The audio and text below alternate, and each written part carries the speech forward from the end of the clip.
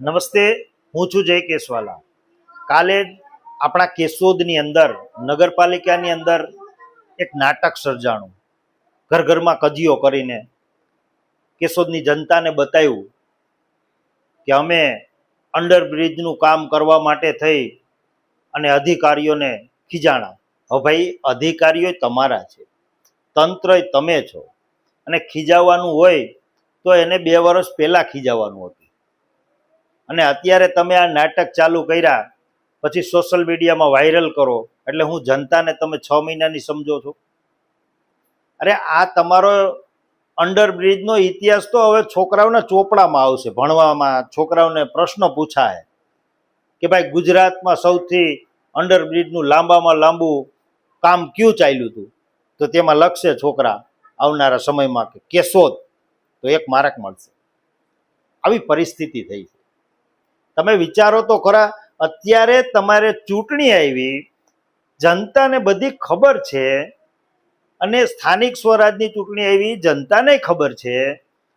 જિલ્લા પંચાયત, તાલુકા પંચાયત ને નગરપાલિકાની ચૂંટણી આવી એટલે તમે આવા ડિંડક ચાલુ કર્યા, આવા નાટક ચાલુ કર્યા, અંડરબ્રિજના ગ્રાઉન્ડમાં જઈને આવા નાટક ચાલુ કર્યા તમે.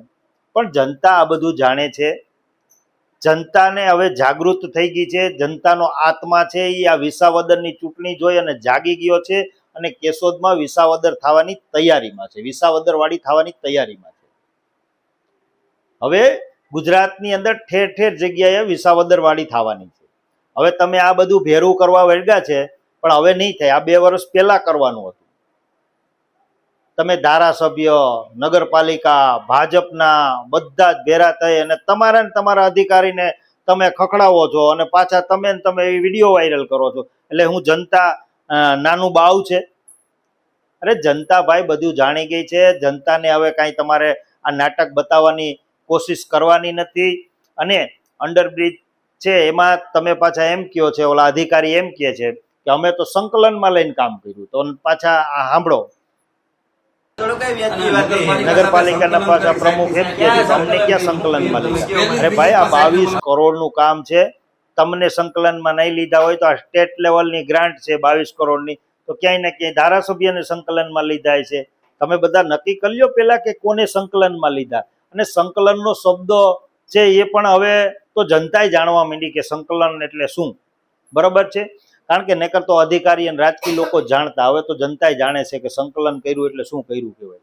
એટલે એ સંકલન બંકલન જે કંઈ થઈ ગયા હોય તમારા, તો તમે વહેલી તકે આ અંડરબ્રિજ ચાલુ કરો એવી અમારી માંગણી છે. અને જનતાને પણ હું અપીલ કરું છું કે આ છે તમે 3 વર્ષ સુધી જે હેરાન થયા છે, જે મુશ્કેલી વેઠી છે, જે નુકસાની વેઠી છે, એ ભૂલવાની નથી.